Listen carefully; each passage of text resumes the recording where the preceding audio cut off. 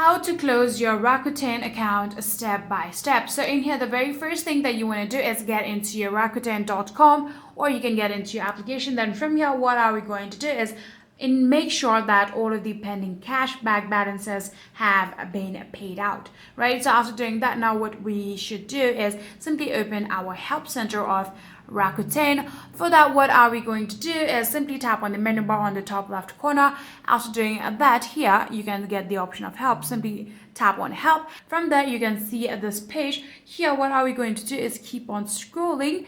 Here you can see this pop-up, right? So simply tap on that pop-up, and in here you will actually be able to report an issue, or if you simply tap on the personalization tool, you will actually be able to personalize your experience too. So if you select the report issue, you would actually need to add in your name, your email address, and then what exactly assistive technology you need. So it might be some digital accessibility or something else. It would be something else for us, and then we're going to now describe our issue. So in here, what we're going to do is simply explain to them that you want to actually close your account. Then in here, if you want to add in your phone number, you can also do that, and then you can tap on submit. So after tapping on submit, you would need to actually be able to reply to the support email confirming that you forfeit any remaining unissued cash back, and just like that, you will actually be able to get your account closed on Rakuten, and that is it. If you guys do have any